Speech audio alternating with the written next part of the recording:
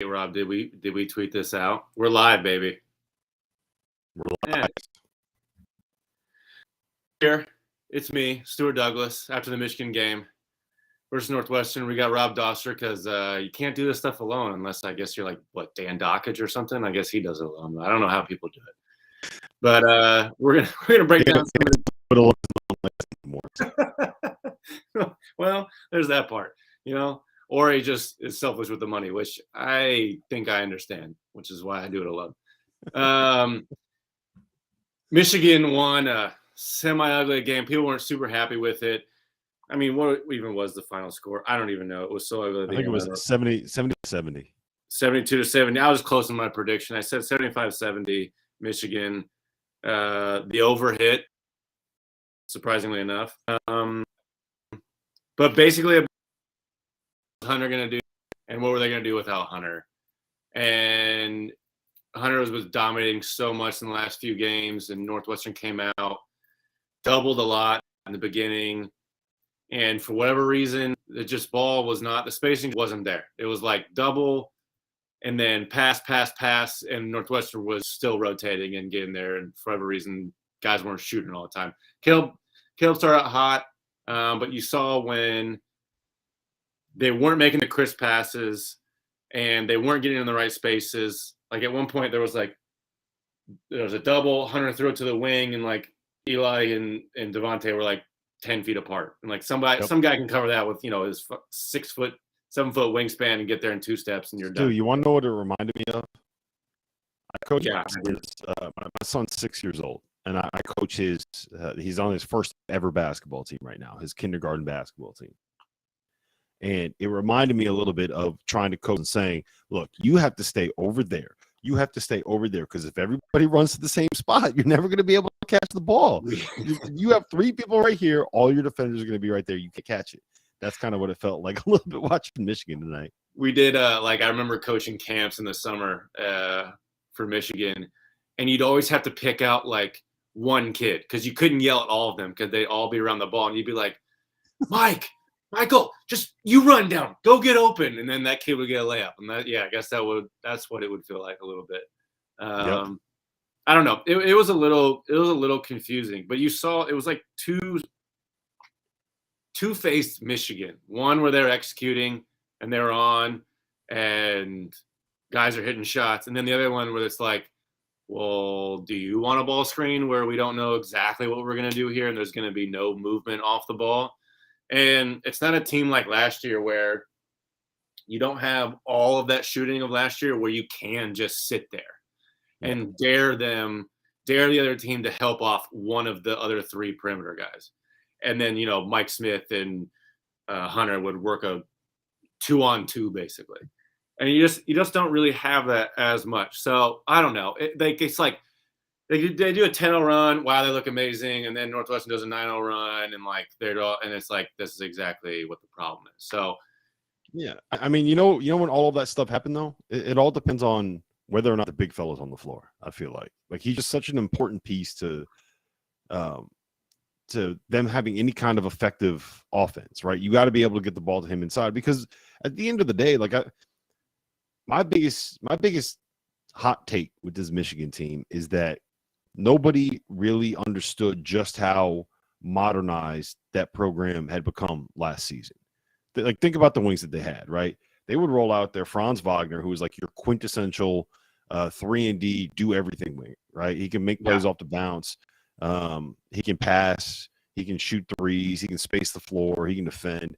Same thing with Isaiah Livers. Like, you have 2 guys there that can kind of initiate if they need to. Shawnee Brown makes everything they shoot from the corners.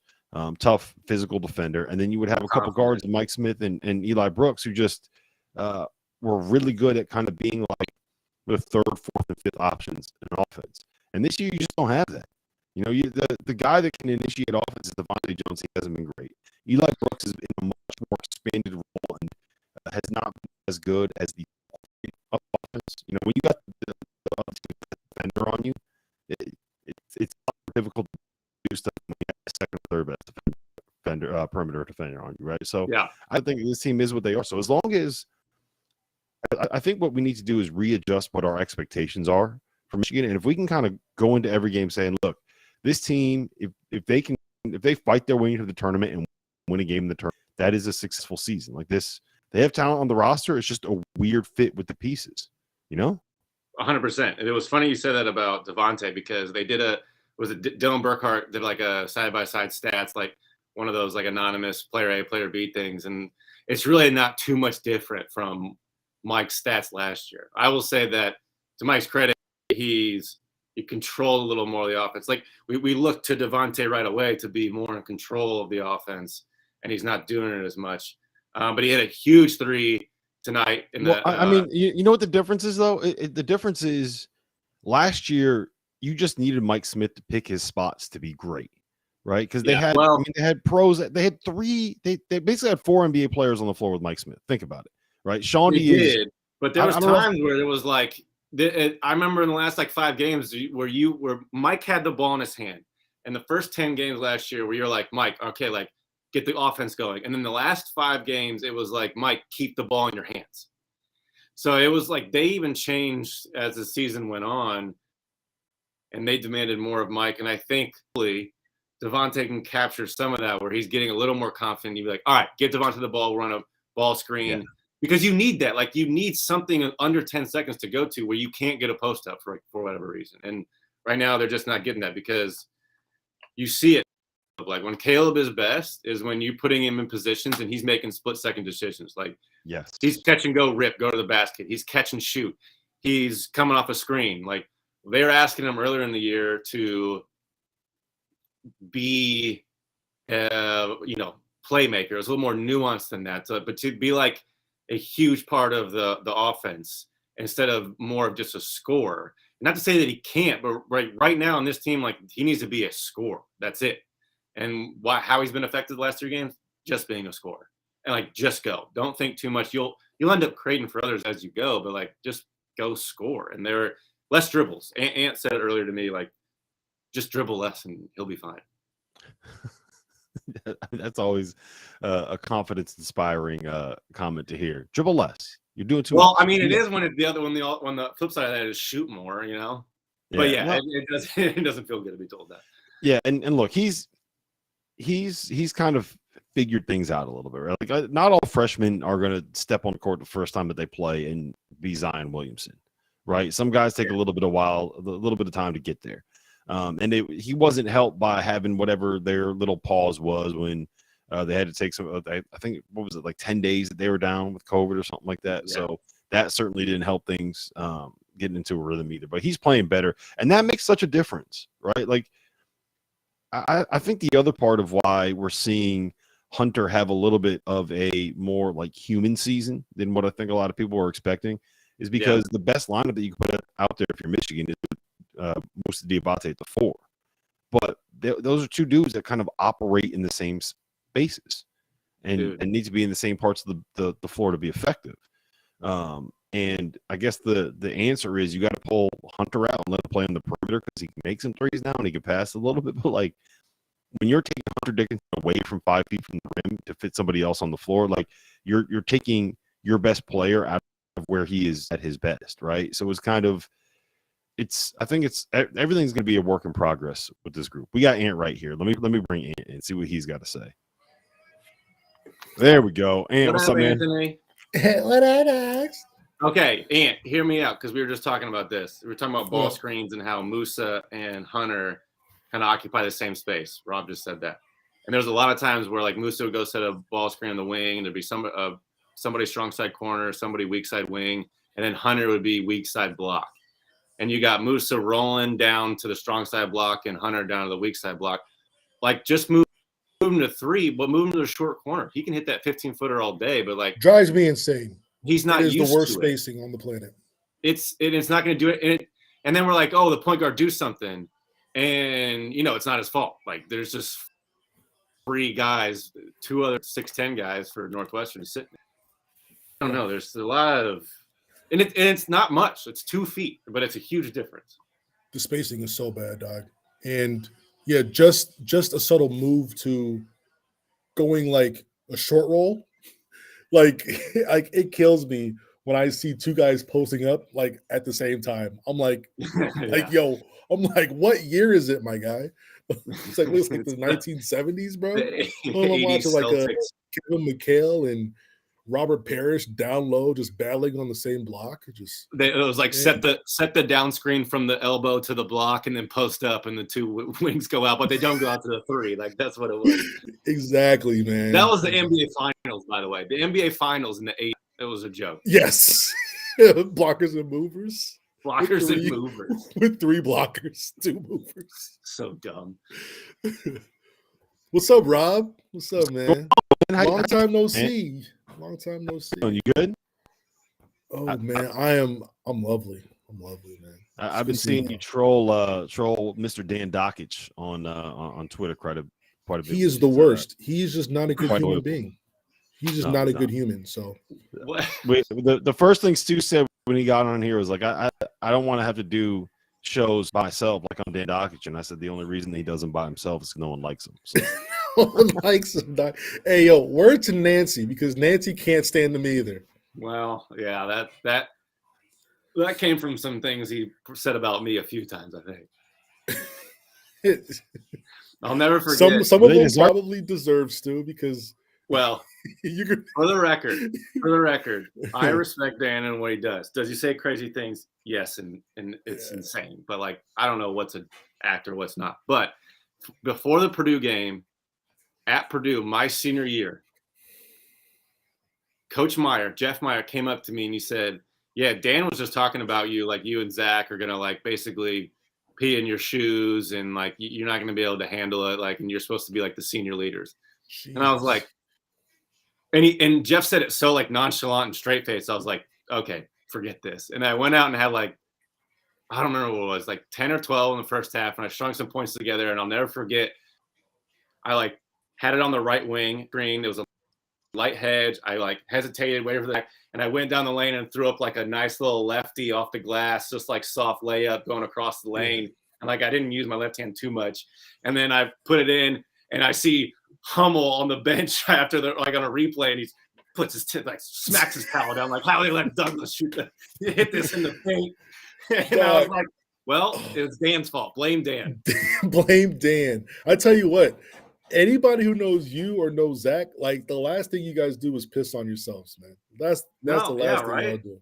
No, y'all gonna be called a lot of things: unathletic, deceptively quick. There's a lot of things that you can be called, but you know, being a scared puss is not one of them. No, not like it's just that I found. I don't know if Jeff was just talking me up, but he did it right.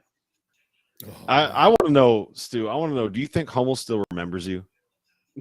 Like, do you think if he saw you right now, he would know who you are? So I texted Rob before this, and I'll tell this funny story. But it was senior year. I want to say it was like. I hope it wasn't after senior year, but while school was still in. But I think it was before senior year, and Michigan always started later, and Purdue and IU started earlier. So I went down to West Lafayette, or I was just home. So I went to West Lafayette before Michigan started, and we're at Harry's, and we're out with my friends and drinking, and Robbie's there. And I go up to Robbie, like, what's up, man? Like, what's going on? And he like kind of gives me, he was like really nice, but he wasn't very personable. And I was like, all right, that was interesting. And then he like, we walk away from each other, and I don't really think too much of it. But then later, Novak, one of Novak's friends, comes up to me. He's like, yeah, Robbie just realized who you were and feels horrible about it. He didn't even recognize. And I'm like, I've been playing him for 3 years. You are a generic white guy, though. You're like super generic, dog. I don't understand what it is. It's like white hair, or dark hair, white skin. You're just generic. Super generic. The typical like little side part going on with the the 5 o'clock shadow beard. You know, when I call my hair and you put me next to each other, I mean, it's not going to be that different. We got the same list of hoodies, man. I stick with t-shirts, you know. Yeah, that's fair. You got to differentiate with the hats. Yeah, that's what it is, man. That's the what joke. Sometimes you got to go with the fitted. Sometimes you got to go with the snap back. Speaking of hats, sometimes you got to get the ant right going. I need one of those, by the way, man. Those things are pretty clean. Aren't they fired, Ike? They're fired, Ike. Yeah, they're fired. Hey, yo, anything you need, Ike, you feel me? Hey. Hey, I love that your brand now is hats with a logo of you wearing a hat. Yeah, Hey, hey, it's all good. it could be oval. I don't know. Like apparently, Oh, No, you know what it man, is. People would know. People would know. People I wear that know out. now. I wear That's that out in crazy. Michigan, and people will be like, "Oh, that guy watches Ain't Right videos." 1,000%. Or he'll be like, he watches Dan Wright videos. You know, Yeah, well, it's like 50-50. No matter if you're And Michigan or Michigan State. I brought this up to Stu earlier. I'm curious your opinion on it. I said Sure. I think that Michigan fans think to reevaluate what your expectations are for this team, and instead of setting it as like, man, can we be in top 10? Can we get back to being competing for a Big Ten title, fourth threat? Set your kind of your hopes at game, and anything from there is on money. That do you think is that a hot take? No, and I'm like probably more bearish than that. I'm just like, yo, you're 10-7 right now. You have the next 5 games are pretty tough. You know, you go to Michigan State, you have another tough game on the road at Purdue, I believe, and then they have to host Ohio State. Then they get like Nebraska and Penn State, I believe, sprinkled in there. Yeah. So I'm looking at it right now. 5 of the next 7 are on the road, and those road games are Michigan State, Purdue, Penn, Iowa, and Wisconsin. Those are all tough, including Penn Ohio State. in the middle. I mean, yeah, if you can win 2, you're like lucky. Yeah, Two but the of issue those. is Michigan can't really afford to only win 2. Like Mhm. they have dug themselves so deep. You know, you're talking about 3 games that I think about. If this team doesn't make the NCAA tournament, gotta look back at that Seton Hall game, how they finished off. Look at that Minnesota game, how they finished out, and then there's one more. Minnesota, Seton Hall. Then there's one more game where they just like were like late. They just UCF. completely let go. UCF, yes. Yep. In the UCF game where they were also in charge late, and they just let UCF go like 8 for 8 from 3 or something nuts. You got to look back at those games. You win those 3, you're sitting at 13-4, not 10-7. 13-4 looks way different. You know what I mean? I hate. I'm not going to do it and say like the next game, Michigan State's not like a must win, but it would be a big turning point, I think, confidence wise, and like just to keep them in the race, because it's like seems like every loss now is like going to demoralize a little bit, and you don't know how down the stretch where Hunter is going to want to leave for the NBA. That's some things like I don't want to speculate too much, but coming up with Michigan State and with some actions, I want to ask you about like the specific actions tonight and in the last few games.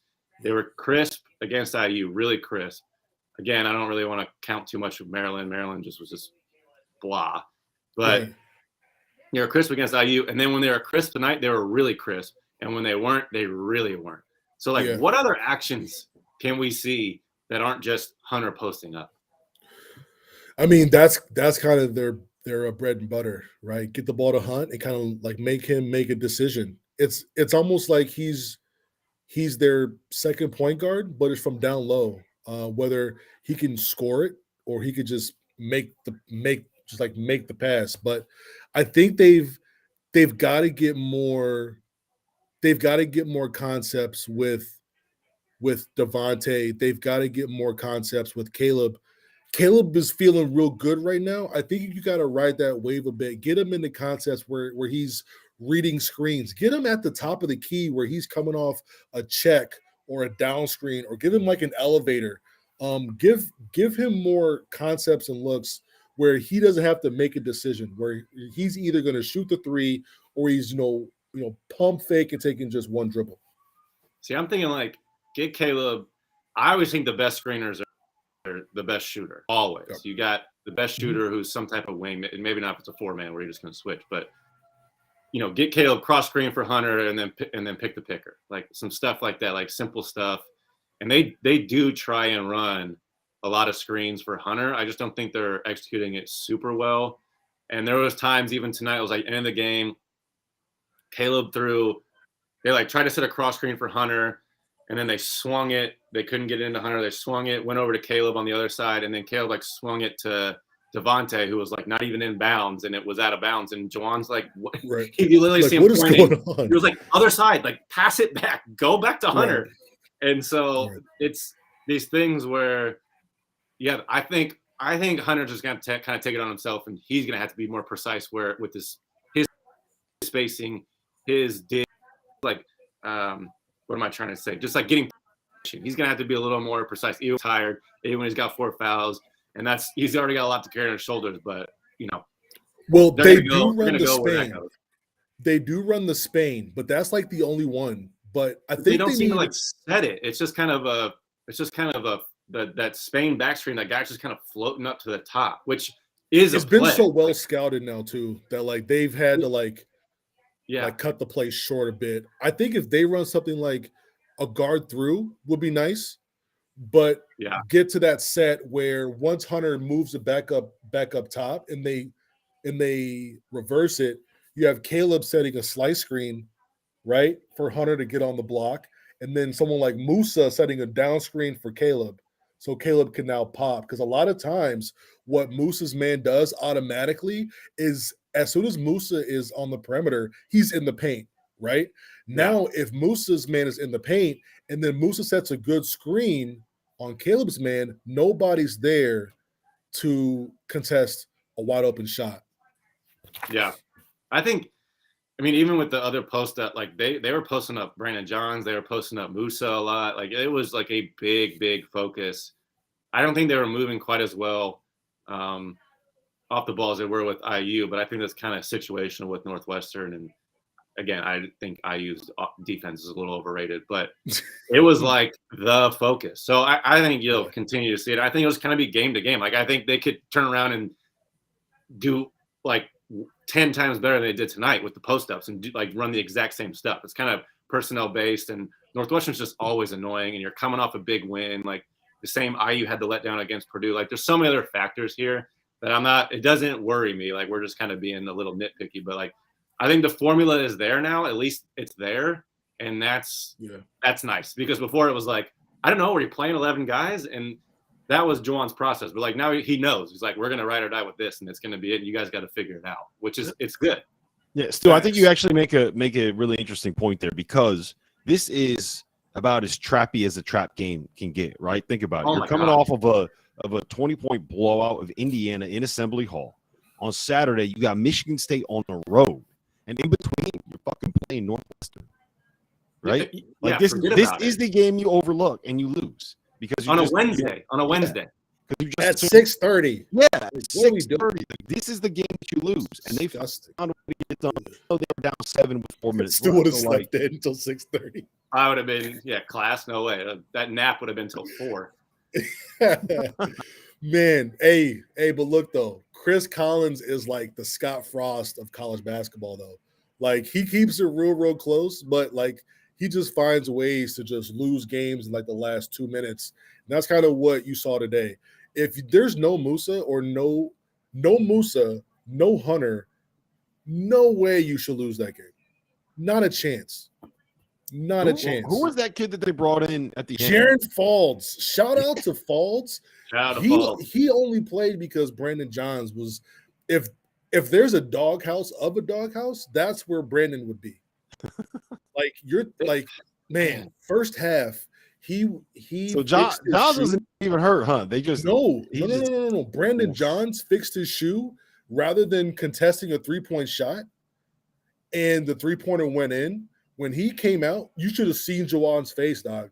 I have never seen him so like, I'm sick of this cat. I have never seen that before. It's on my stream. I'm gonna try to like screen cap it. It was bad. It was so bad. But when Johns came out, he did not come back in. When Musa and Hunter went down, I was sitting there like, ain't no way he puts in Johns, right? Does he? And when I saw that he put in Faults, I was like, yo, he's number one, driving a point home. Number two, he's saying that, look, I would rather lose this game than play you another second. Yeah, that's bad. I respect it. That's when you know it's bad. That's when you know you fucked up. Yeah. Yeah, that's how you know. That's how you It's know nice about to it. see, Hey, though. and then he came He in. has those lines. He came. Hey, he comes in. He throws a dime and then gets a stop. Now Michigan ball up 3. I mean, hey, if Falls didn't earn PT tonight, I don't know what does. You know? You know what that dude is? That dude is what everybody thought Stu Douglas was in college. He's my spirit animal. By the way, Okay, I don't know if this matters, but Seton Hall is worked by Marquette right now at home. They're down 15 at home. Seton Hall fans cannot stand Willard, bro. Seton Hall fans want him to take them the Maryland job badly. I think that is a case of Seton Hall fans Just being not Seton understanding Hall fans. not understanding that they are Seton Hall. Do you know how hard it is? Have you guys ever been in Newark, New Jersey? This kind of a program to recruit to Newark, New Jersey. Yeah, I mean, it's not. You can tell by all the by all the results. Like St. John's, it's easier to recruit to Indiana. I mean, look, man, you got a guy that has turned you into a consistent hitter in the Big East, right? He's getting you to tournaments. You're winning games. You're playing meaningful basketball in March. How often does that happen at Seton Hall? Not that often. So if he gets up out there, I don't know who is Seton Hall going to go get. You got a guy that Kevin Ollie is my problem. Yeah, right. It's my problem with college sports. It's the whole "what have you done for me today" thing, and it's like just be happy being mediocre and like one every 6 years you're great. Like relax. Right, chill out. Dog. More schools need to appreciate that. Yes. Yeah, it's Jamie Dixon. He fell victim to that. It's like you almost if you stay in place long and you keep getting the same results. Like if you're not always going on an upward trajectory, people are going to want to get rid of you. Oh my God.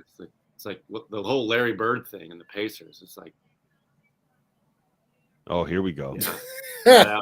Here we go. Let it out, Stu. Let it out. I'm not going to get into that, but he messed up the franchise for a while. Oh man, he did. It's facts. Couple things. One, there was two runs. One was Eli Brooks hit a 3 and then got that big steal and the and one in transition.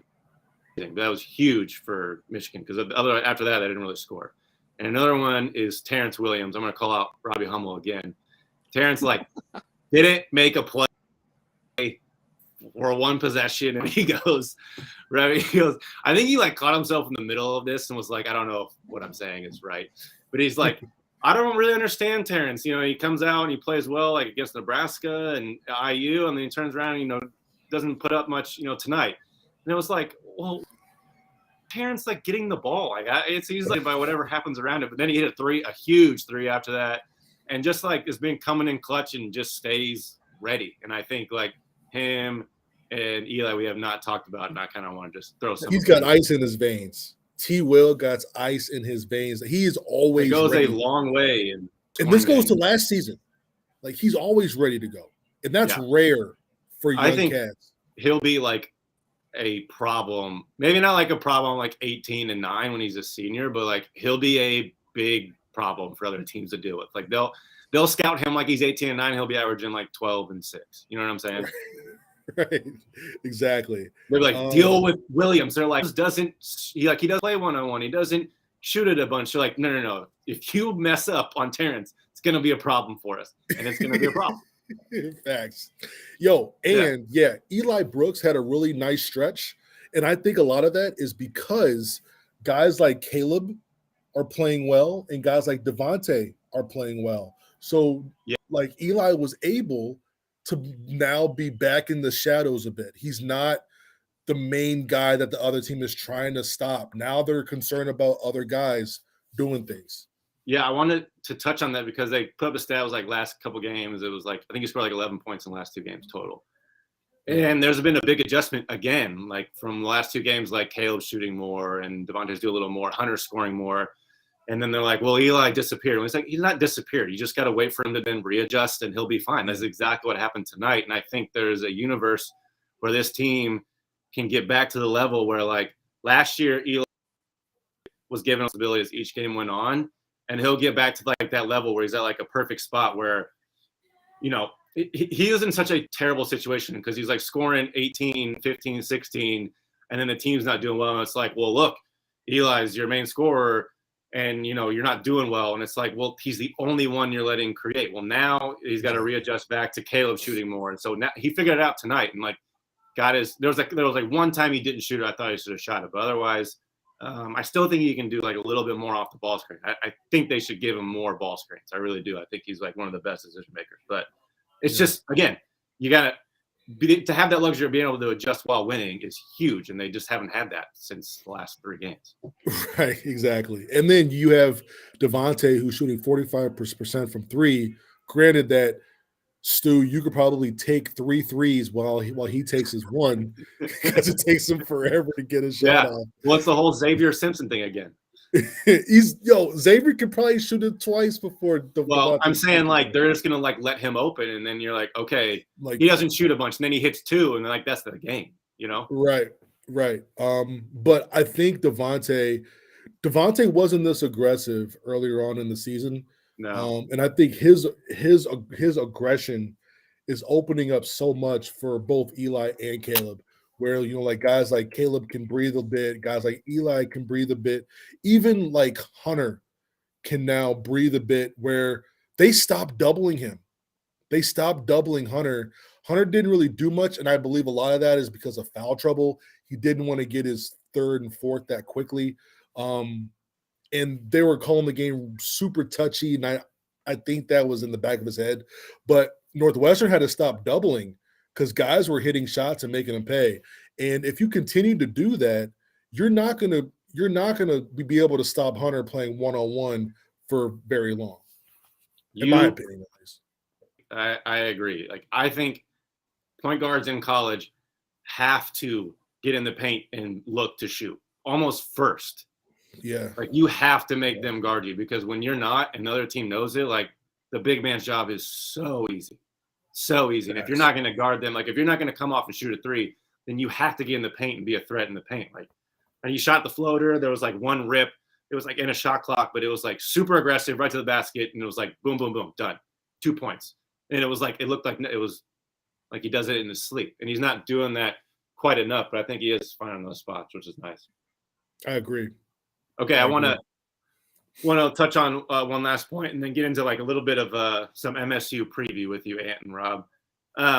There was 12 seconds left, and I kind of tweeted out some screenshots with my mom. And she said, crazy game, crazy finish, something. I go, you foul right now, don't you? Up 3 with 12 seconds. And she goes, no. And I was like, well, what do you guys think? They ended up fouling. It worked out, but it looks good now because it worked out. But 12 seconds, is it too much to foul up 3? It almost didn't work out. It was close. Well, yeah, it was close, but I literally said you foul as soon as it gets under 10 seconds. And I said usually it's 6 or 7 seconds, but they couldn't afford going to overtime.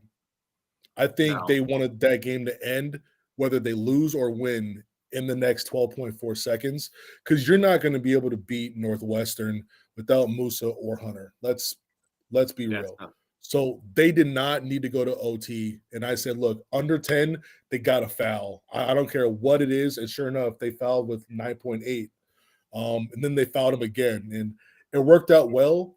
They didn't get that rebound, but, still, it worked out very, very well for both. I think what the game plan there it always needs to be is you put on some kind of token pressure, right? And as soon as they get to half court, try to make them take 4, 5, 6 seconds to get to half court. And as soon as they get to half court, that's when you give right there. But you have to. I think that was the second one they did up 3, because they had the 12.4 and they ended up they called a timeout.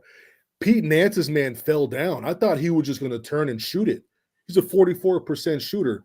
I was shocked he didn't turn and just like shoot the ball. But he was so fixated on running the play that they just called that he didn't become a basketball player. And I was so shocked about that. That's what happens. I mean, yeah, Falls just missed the 2. He wasn't in all game, so I don't know. Right. Anyone else, like normally somebody would hit 1, and you'd be up 4, and I don't know. I think it's pretty good. He got his assist and he got his stop. That's all he needed. That's true. Everything. Yeah, free throws didn't matter.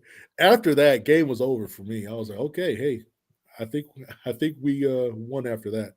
All right, moving on. MSU Saturday at Michigan State, correct? 12 o'clock At start. Michigan State, yep. What are? I mean, we're not going to know. It'll be interesting to see how Izzo game plans for it. But what are some matchups that you're looking forward to? Ty Walker versus Devontae. What are you looking forward to there? Yeah. Tyson Walker is a lot smaller than Devontae. I'm going to be interested in seeing if Juwan is going to get him in spots to get Devontae downhill on him. Tyson's a very good defender, and getting leverage, getting downhill with Tyson on his hip is going to be interesting. Now, Bingham is going to be there, one of the better defenders in the conference. I can't wait to see who they put Max Christie on, whether they're going to have Max on Eli or Max on Caleb. That's going to be a lot of fun. Yeah. Musa and Malik Hall. I cannot wait for that battle. Musa Diabate, in my opinion, is probably the best freshman defender, maybe in the country. I would say in the Big Ten. Very good defender as a first-year player. He just defends so well with his length. He did such a good job on Trace Jackson Davis. Did a good job today against Pete Nance. Pete was 3 for 10. Him versus Malik Hall is going to be a lot of fun to watch. And it's going to be interesting to see if they go one-on-one with Bingham and Hunter too. Yeah, that's what I'm interested to see.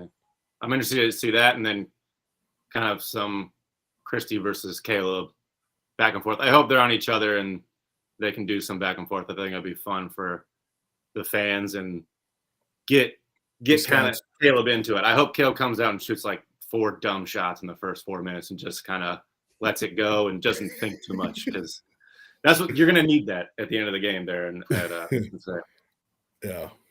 I mean, Michigan State is, man, they are their team chemistry is very good. It's very, very good. They still don't have anybody, in my opinion, who is like, hey, get him the ball. In my opinion, that's Malik Hall. But they don't have like that superstar that's gonna really hurt you. They beat you with like baby cuts throughout the entire game, and they play 9-10 guys. And those 9-10 guys, they play their role very, very well, and that's how they beat you. But they're not going to say, "Hey, Gabe, go one-on-one and just kill this man." That's not what they do. You'll get 2 points here, 2 points there from somebody. You'll get a 3 from Hauser. You'll get Hogarth driving, little oop to Bingham. Like that's how they win. They win with their cohesiveness, which, in my opinion, top 10 cohesiveness. That's the thing that Michigan has improved on in the last 3 or 4 games, and that's going to not at that level, but yeah. No, this will be the biggest test, because that's the thing they've been working on, is like defending, unconsciously, like just being there and being ready to be and not make mistakes. So this will be the biggest test for sure. And it'll be fun to watch. Is also good coaching.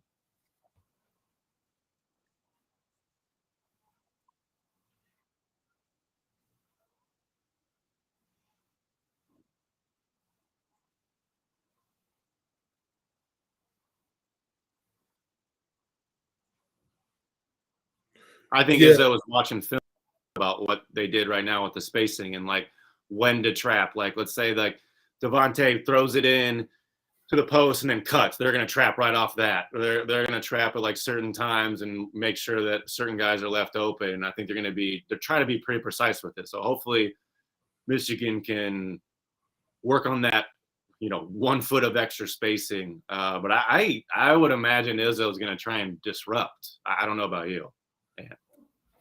Yeah, I mean, if they if they do try to double, Hunter has been really good at hitting guys like Really? in their shooting pocket. Yeah. Like it's not just him finding guys. It's not just finding guys. It's one thing to throw it to somebody who's open, but being able to make a pass for them to be able to catch and shoot it. Like there's a big difference between throwing some lobbing crap or some pass that they have to like go and reach between a pass that is right in their chest. He's been hitting guys there. He's been hitting guys who are like diving to the basket, guys who are cutting off of them, going top and bottom side. I think early on, I think they're going to work on the double if Bingham needs it. But I think they're going to go one-on-one for the most part. I mean, they allowed Thomas Kithier to go one-on-one versus Hunter last year. And Hunter scored 7 points in 3 possessions. I don't see them doubling early. I can see them making that change throughout the game to keep them off balance. I can see that. But I don't see that happening right away. Did Michigan State play this week? They played yesterday, last night versus Kofi-less and Curbelo-less Illinois team. Oh, and they lost by 1. Wow. Dog, Illinois did not score in the last 5:32. Gotta love college basketball. Oh, at Illinois is ripe for low scoring games. You remember that Meacham, Mike Hall back in the day? I think Ant, you were like in the 30s. Oh my goodness! It was like so much talent, like professional talent on the court, and they scored. It was like them in Penn State, Taylor Battle too, or something. It was crazy. Yeah, man. Just games in like the 40s. I'm like, what is going on here, bro? Yeah, it's you never know what's going to happen on a day-to-day basis. Oh man. Well, all right. I think that'll about wraps it up, Rob. Unless you got something else for us. Okay. Yeah, I mean we know what you're about to ask, so it's good enough. Oh man. All right, fellas, that'll about wrap it up, and we'll I'll be back next week to do some review of the Michigan State game, and hopefully with Greg Waddell and them, and do some stuff with MSU podcast. Appreciate you, Rob. Appreciate you, Ant, and yeah, we should do this more often. Yeah, dog. Tell G I said what up, baby. What it do? What it do? What it do, my guy? G over at Sleepless Media shutting it down. You hear me?